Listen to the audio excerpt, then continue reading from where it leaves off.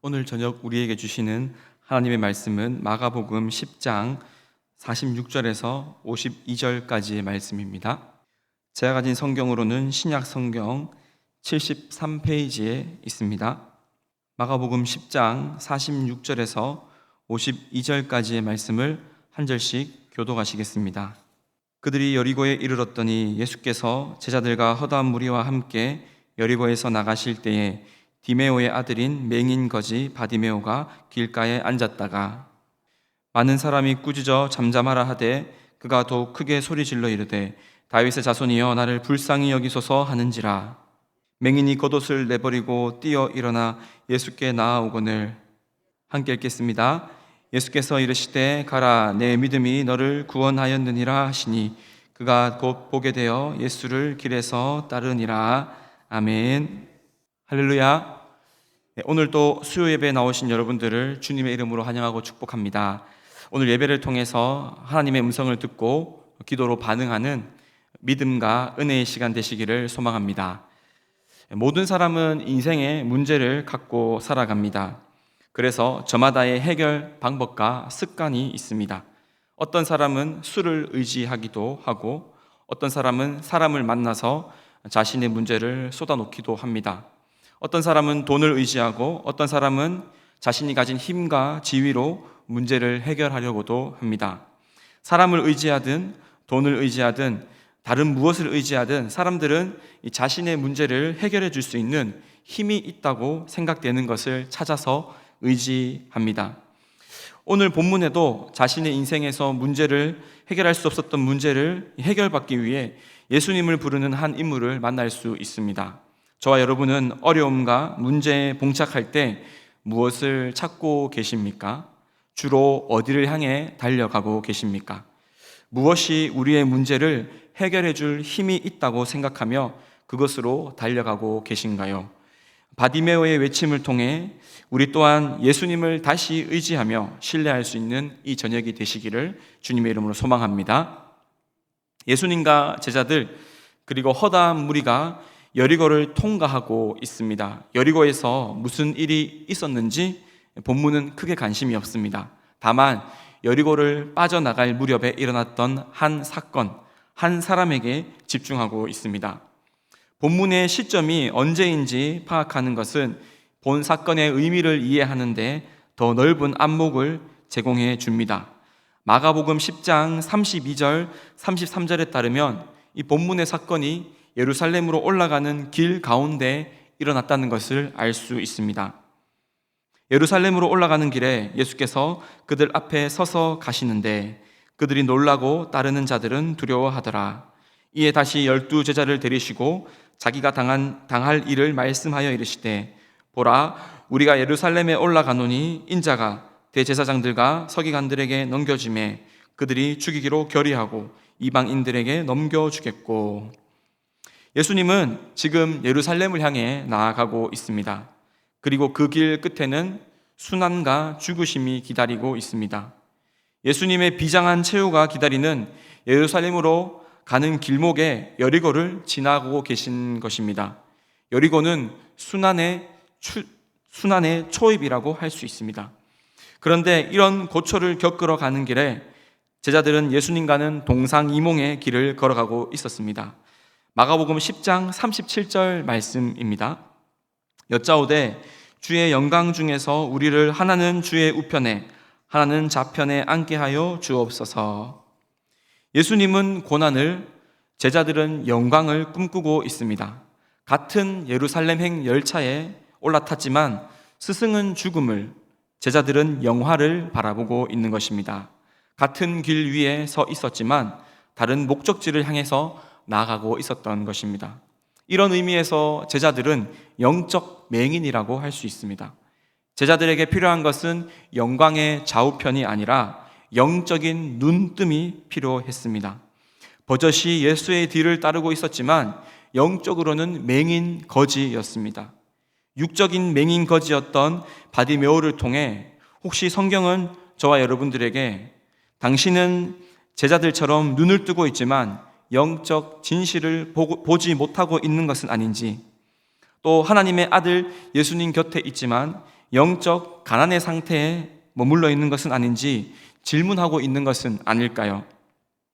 제자들의 이와 같은 영적 소경 상태에 관해서 예수님은 다음과 같이 교정하여 주고 계십니다. 마가복음 10장 43절에서 45절 말씀입니다. 너희 중에 누구든지 크고자 하는 자는 너희를 섬기는 자가 되고, 너희 중에 누구든지 으뜸이 되고자 하는 자는 모든 사람의 종이 되어야 하리라. 인자가 온 것은 섬김을 받으려 함이 아니라 도리어 섬기려 하고 자기 목숨을 많은 사람의 대속물로 주려 함이니라. 아멘. 영광의 자리, 으뜸의 자리, 그리고 큰 자리를 구하는 제자들을 향해 예수님은 섬기는 자가 큰 자이며 모든 이들의 종이 되는 자가 으뜸이 될 것이라고 말씀하십니다. 그러면서 인자로서의 자기 사명을 언급하십니다. 나를 봐라. 나는 섬김 받기 위해서가 아니라 섬기기 위해 왔다. 나는 이방인의 집권자들과 고관들이 하는 것처럼 많은 사람들을 나를 위한 대속물로 삼기 위해서가 아니라 나의 목숨을 많은 사람의 대속물로 주기 위해 왔다라고 말하고 있는 것입니다. 섬김을 받는 자리, 주관하고 부리는 자리를 구하는 제자들을 향해서 예수님은 자신의 길은 그와 다르다며 제자들의 시각을 고쳐주고 계십니다. 사랑하는 성도 여러분, 예수님은 받기 위해 오신 분이 아니라 주기 위해 오신 분이십니다. 이와 같은 대화를 주고받으며 예수님과 제자들은 여리고에 도착하였습니다. 그리고 여리고를 통과하여 지나갑니다. 허다한 무리도 함께 하였다고 언급합니다. 인산인해를 이루며 예수의 무리가 예수를 선두로 예루살렘으로 올라가고 있습니다. 예수님의 머릿속에는 십자가가, 제자들의 머릿속에는 영광의 좌우편이 그려지고 있습니다. 이때 성경의 카메라는 바닥 생활을 하고 있었던 한 주변부 인생을 클로즈업합니다. 그는 맹인 거지 바디메오란 인물입니다. 문학이나 옛날 기록에는 이 거지에게 주목하는 일은 거의 없었다고 합니다. 더군다나 거지의 이름까지 언급되는 일은 거의 없는 일이라고 보시면 됩니다. 그런데 성경은 거지의 이름을 상세히 언급하고 있습니다. 아마도 그는 훗날 초대교회의 멤버가 되어 예수의 제자로서 계속해서 살아갔을 것입니다. 어쨌든 맹인이며 거지인 한 인생의 이름을 불러주며 한 에피소드의 주연급 인물로 성경이 주목한다는 것은 예수님의 복음이 가진 가치와 방향성을 보여주는 것입니다. 맹인은 누구입니까? 앞을 보지 못하는 사람입니다. 사회적 관계와 소통에 상당한 어려움이 있을 수밖에 없습니다. 타인의 도움을 받아야만 사회적인 생활이 가능합니다. 이러한 바디메오의 상태는 신체적 무능력이라고 요약할 수가 있습니다. 거지는 어떤 사람입니까? 동냥하는 사람입니다. 아무런 재산이 없는 사람, 경제적으로 무력한 자라고 할 수 있습니다. 이 두 가지 중에 하나만 우리에게 있어도 그의 인생은 몹시 고달플 텐데, 디메오의 아들 바디메오는 이중 고통 속에 놓여 있었습니다. 신체적인 무능력과 경제적인 무기력, 이러한 이중 고통 속에서 바디메오는 내일을 꿈꿀 수 없는 무력하고 소망 없는 인생으로 살아가고 있었습니다. 바디메오의 처지는 그가 위치한 그의 위치를 통해서도 확인이 됩니다. 그는 길에 서 있는 자가 아니라 길가에 앉아 있는 사람입니다. 보통의 사람들이 매일 평범하게 걸어가는 길에 그는 서 있을 수 없었습니다. 앞을 볼 수 없었으며 자신을 도와줄 사람이 없기 때문입니다. 식구나 경제력이라도 있으면 집에 머물면서 살면 됩니다. 하지만 동냥하기 위해서 사람이 오고 가는 길 옆을 반드시 차지하고 있어야만 하는 것입니다. 이것이 바디메오가 처한 인생의 형편이었습니다. 이때 그의 인생 안으로 한 줄기 빛이 들어오기 시작합니다. 볼 수 없기에 눈이 아니라 귀로 들어온 빛이었습니다. 그것은 바로 나사렛 예수가 지금 이곳을 지나고 계신다라는 소리였습니다. 무력하고 절망적인 인생, 소망이라고는 전혀 찾아볼 수 없는 인생의 밑바닥에서 자신을 건져 올릴 빛을 드디어 발견한 것입니다. 인자로 오신 예수님은 지금 죽음을 향해 나아가고 계시지만 자신의 소명인 살리는 소명을 바디메오를 통해서 또 한 번 이루고 있는 것입니다. 다윗의 자손 예수여 나를 불쌍히 여기소서, 이것이 바디메오의 외침입니다. 돈을 구걸하지 않았습니다. 밥 한 끼 사달라고 말하지 않았습니다. 나를 구원하여 달라고 외쳤습니다. 나라는 존재를 구원해 달라고 요청하였습니다. 몸을 가지고 있으며 동시에 영혼을 가진 존재로서의 나, 전인적인 존재로서의 나를 구원해 달라고 간청하고 있는 것입니다. 단순히 삶의 한 부분을 해결해 달라는 것이 아니었습니다. 나의 인생 전체를 고쳐달라고, 나라는 존재 전체를 구원하여 달라고 그렇게 예수를 향해 간구하고 있는 것입니다. 예수를 발견한 바디메오는 더 이상 길 옆의 사람이 아니었습니다. 이제는 길 한가운데로 개입하는 길 안의 사람이 되었습니다.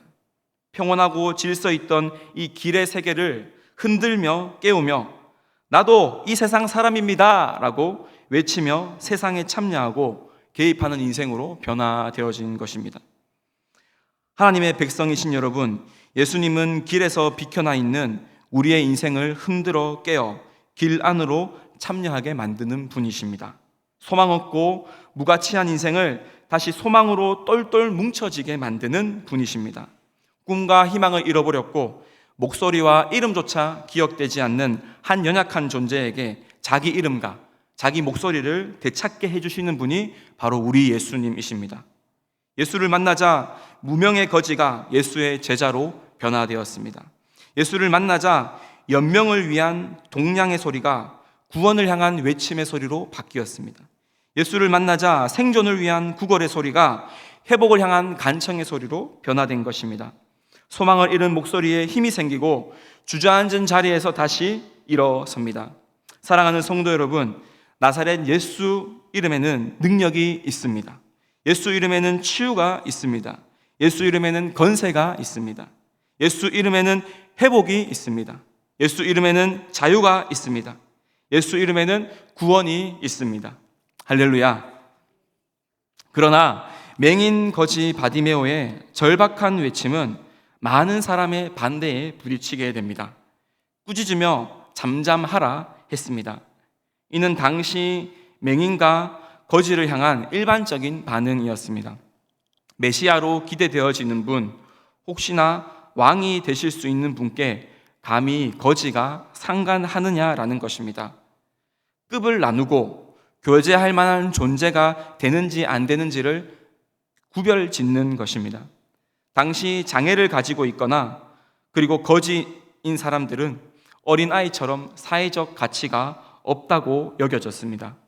하지만 이와 같은 방해에도 불구하고 디메오의 아들 바디메오는 계속해서 더욱 크게 소리를 질렀습니다. 다윗의 자손이여 나를 불쌍히 여기소서. 바디메오의 끈질긴 외침과 반복된 외침 끝에 예수님은 멈추어 서십니다. 그리고 말씀하십니다. 그를 부르라. 바디메오를 침묵시키려는 사람들과 그를 불러 세우시는 예수님이 대조가 되고 있습니다. 사람들은 맹인과 거지라는 이 사회적 통념의 시선으로 그를 대했지만 예수님은 바디메오를 믿음의 틀, 영적인 틀로 대하고 있습니다. 예수님께서 불러 세우는 사람은 어떤 사람입니까? 해당장이나 백부장같이 높은 지위를 가진 사람이어야 할까요? 아니면 장애우나 귀신 들린 사람, 거지처럼 사회적으로 소외된 사람이어야만 할까요? 그것이 아닙니다. 한 가지만 있으면 됩니다. 그것은 바로 믿음이 있어야 하는 것입니다. 예수님은 믿음을 가진 사람에게 반응하는 줄로 믿습니다. 그와 만나주시고 면대면으로 교제하시는 것입니다. 바디메오는 나사렛 출신 목수의 아들 예수가 다윗의 자손 메시아이심을 믿었습니다. 또한 메시아께서 자신의 감은 두 눈을 뜨게 해주실 것이라고 믿었습니다. 자신의 인생에서 가장 중요한 문제를 해결하실 수 있다고 믿은 것이지요. 이것이 예수께서 바디메오를 불러 세우신 이유였습니다. 예수님은 자신의 옷자락을 만지기만 해도 나을 것을 믿은 이 혈루병 여인을 불러 세우셨고 지금 이곳에선 바디메오를 불러 세우고 있습니다. 사랑하는 성도 여러분, 주님이 우리를 불러 세우시는 역사가 오늘 이 밤과 우리의 일상에서 계속해서 반복되기를 주님의 이름으로 소망합니다. 예수 이름의 능력과 치유와 구원이 있음을 믿고 믿음으로 그분을 부를 때 우리의 얼굴을 바라보아 주시는 예수님을 오늘 이 밤과 일평생 더욱더 많이 경험하는 저와 여러분이 되시기를 주님의 이름으로 축복합니다. 바디메오의 믿음은 예수의 부름에 반응하는 그의 동작에서도 계속해서 이어지는데요. 오늘 본문 50절입니다. 본문 50절 말씀을 성도님들께서 한번 읽어주시겠습니까? 시작! 할렐루야! 바디메오에게 겉옷은 자기의 전재산이나 다름없습니다. 거리 생활을 해야 하는 그에게 겉옷은 밤의 추위로부터 자신을 지켜주고 동냥할 때는 바구니 역할을 해주는 중요한 재산이었습니다. 예수가 자신을 부른다는 소리를 듣자 그는 뒤를 전혀 생각하지 않고 뛰쳐나갑니다. 예수가 가장 중요하다는 것입니다. 예수님이 지금 가장 중요하다라는 것입니다. 이와 같은 바디메오의 행동은 그가 예수님을 얼마나 소망하고 있었는지, 그가 예수님을 얼마나 만나고 싶었는지를 보여주는 것이죠. 바디메오는 정말 예수를 믿고 의지하며 자신의 인생을 의탁드리고 싶어 하였습니다. 그러자 예수께서 바디메오에게 묻습니다. 너에게 무엇을 하여 주기를 원하느냐? 바디메오는 조금의 망설임도 없이 이렇게 대답합니다. 선생님, 보기를 원합니다. 바디메오는 예수께서 자신의 눈을 회복시켜 주실 수 있음을 믿었습니다. 예수님께는 그러한 능력과 사랑이 있음을 믿었습니다. 간혹 우리는 누군가에게 어떤 요청을 할 때 망설이는 경우가 있습니다. 내가 하는 이 부탁을 과연 들어줄 수 있을까? 이 문제를 해결해 줄 능력이 있을까? 의심이 들기 때문입니다. 또 힘과 능력이 있더라도 도와주려는 마음과 관심이 있을까? 잘 모르기 때문입니다. 그래서 우리는 심지어 나의 부모님이나 윗사람 혹은 친한 친구에게 부탁을 할 때에도 망설여지는 것이죠. 그런데 바디메오는 망설임 없이 단순하고 명쾌하게 요청합니다. 선생님, 보기를 원합니다. 사랑하는 성도 여러분, 저와 여러분의 기도는 얼마나 믿음으로 채워져 있습니까? 혹시 우리가 추상적으로 기도한다거나 기도를 아예 안 하고 있다면 그것이 우리의 믿음 없음 때문은 아닐까요? 정말 믿음이 있다면 바디메오처럼 누군가가 방해하더라도 예수의 이름을 계속 부르짖어야 하지 않을까요? 정말 믿음이 있다면 구체적으로 기도해야 하지 않을까요? 우리의 기도가 끊어지고 우리의 기도가 뜬구름 잡는 추상적 주문으로 전락했다면 저와 여러분은 스스로의 믿음을 돌아봐야 할 것입니다. 바디메오의 적극적인 간구, 진실한 믿음을 보며 우리의 기도를 다시 생각하는 이 밤과 이 저녁이 되기를 소원합니다. 말씀을 맺겠습니다. 예수님은 많은 사람의 대속물로 자신을 주기 위해 지금 예루살렘을 향해 걸어가고 계십니다. 걸어가는 길목에서 예수님은 바디메오를 만나 주셨습니다. 바디메오에게 소망을 주시고 새로운 인생을 선물하셨습니다. 주로 오신 예수님의 사명이 자신의 최후가 다가오고 있는 순간에도 여전히 작동하고 있다는 것을 보여주는 것입니다. 죽으러 가시는 예수님을 만나 살아나는 맹인 거지의 이야기, 여기에는 중요한 열쇠말이 있었습니다. 그것은 바로 믿음입니다. 바디메오가 예수님을 만나 새로운 삶을 살게 된 데에는 우연의 일치가 아니라 믿음이 작동하고 있었던 것입니다. 나사렛 예수가 지나가신다는 소리를 듣고 자신을 구원해달라고 외친 것, 많은 사람들이 조용히 시키려 했지만 계속해서 구원을 간청한 것, 오라는 소리에 겉옷을 내버리고 뛰쳐나간 것, 주저함 없이 내가 보기를 원한다라고 요청한 것, 이 모든 소리와 행동에 바디메오의 믿음이 서려 있는 것입니다. 예수님은 지금도 믿음을 찾고 계십니다. 인자가 올 때에 세상에서 믿음을 보겠느냐라는 예수님의 음성처럼 예수님은 우리의 믿음을 기대하십니다. 사랑하는 성도 여러분, 바디메오처럼 예수님이 우리의 구원자이시며 내 인생의 문제를 해결하여 주실 수 있는 능력과 사랑이 풍성하신 분임을 믿으시길 바랍니다. 그리하여 인생의 문제를 해결받고 나아가 예수의 뒤를 따르는 제자로 살아가는 참 구원의 복이 저와 여러분 가운데 충만하시기를 주의 이름으로 소망합니다.